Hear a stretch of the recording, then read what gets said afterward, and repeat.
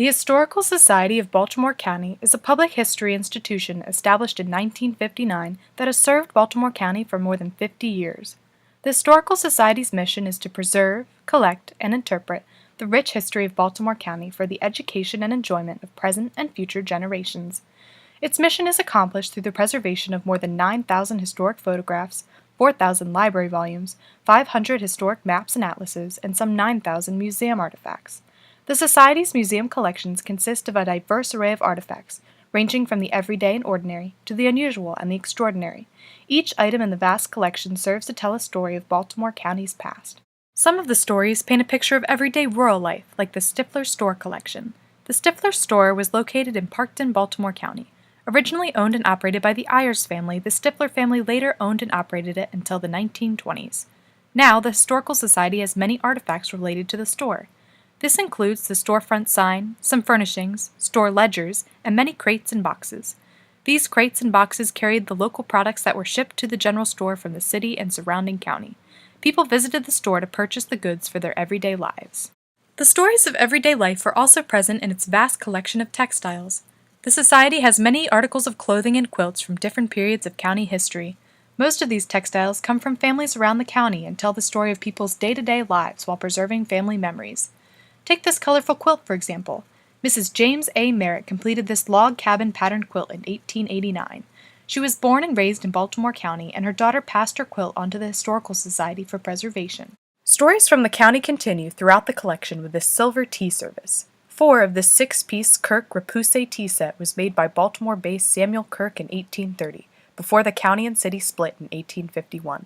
It was purchased for Captain Henry Dashiell at the time of his marriage, and was later added to by his son, Fells Point Dr. Nicholas Leake Dashiell, at his marriage. Later generations carried the service in a wooden box back and forth between the house on Alisana Street and their summer home Rockford in the county. Also demonstrating Baltimore County's importance to the manufacturing world is its collection of Peter Hermann pottery. This beautiful salt-glazed gray stone earthenware was produced in the city from 1851 to 1880 and on Peter Hermann's Middle River property in the late 1800s. It was sold throughout the area, and the Society had the good fortune to add some of these pieces to its collection, thus preserving the work of local manufacturers and artisans. In addition to the Society's more typical collections items, they also have some rather extraordinary pieces like the Steiff piano.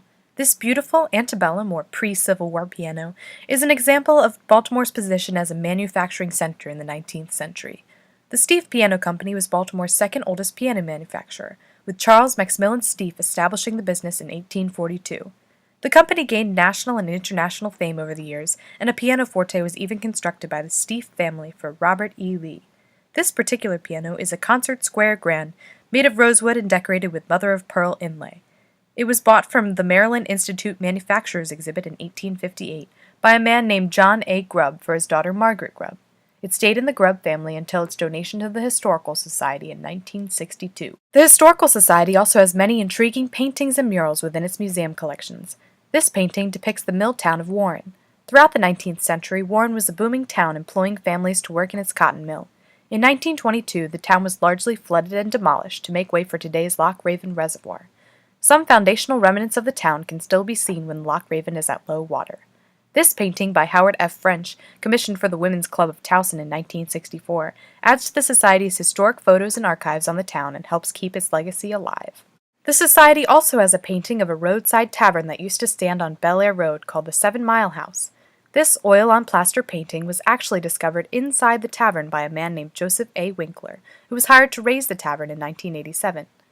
Noticing the painting, he actually cut out a section of the wall and brought the 42 by 63-inch painting to the Historical Society. It was then restored a few years later by conservator Elizabeth Packard of the Walters Art Museum, and now hangs at the Society in a specially mounted box-in frame. This painting has been deemed an example of compelling folk art, and like the Warren painting, serves to preserve the memory of a building that is now gone. Perhaps one of the most unusual elements of the Society's museum collection is its group of dollhouses. Every few years, the dollhouses are displayed as part of the joint Maryland Miniatures Unlimited and the Historical Society's Miniatures Show. Perhaps the most impressive dollhouse in the Society's collection is a reproduction of an old historic mansion called Ravenshurst. The actual house tragically burned down in 1985, but prior to that date, the impressive 36-room Gothic Revival mansion sat at the northern end of Delaney Valley Road. Ravenshurst, built between 1854 and 1857, was the home to Major General Isaac Ridgway Trimble, Maryland's highest-ranking Confederate general. He fought in many notable Civil War battles and lost a leg in Pickett's charge at Gettysburg. Luckily, the Society has preserved the legacy of this historic mansion with its replica dollhouse complete with furnishings. It was commissioned by Doris Simpson and then designed and built by Tom Latane in the 1970s, and today represents an important piece of the Society's collection and the county's history.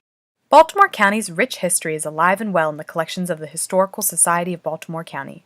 You have seen pieces from all over the county, each with a different history of its own.